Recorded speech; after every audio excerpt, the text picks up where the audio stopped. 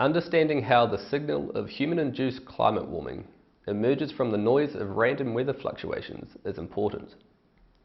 Interpreting how this emergence of climate change translates to an increase in the frequency of extreme weather events is even more crucial, as it is these extreme events which are most damaging to society. Previous studies have considered how regional changes in extreme daily temperatures emerge with global mean warming.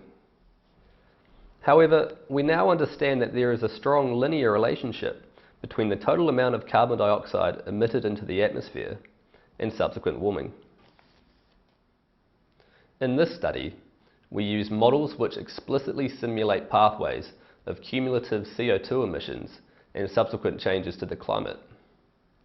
With these models, we evaluate when the wealthiest and poorest members of the global population experience a robust increase in the frequency of hot days. Our results show substantial increases in the number of hot days are found much earlier in the tropics than for mid to high latitude regions. This is because the day-to-day variability in temperatures in tropical latitudes is low when compared with high latitudes. When considering population and income data for the year 2010, we also find that most of the world's poorest people live at low latitudes, while a large fraction of the wealthiest population quintile live in mid-latitude regions. Because of this geographic quirk, we find that population exposure to much more frequent heat extremes occurs for the poorest members of the global population after much fewer cumulative emissions.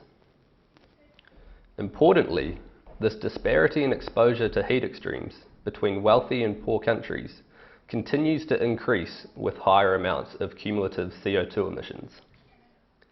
We hope this study will help to inform decision makers of the emergent patterns of population exposure to heat extremes, which are expected with continued CO2 emissions.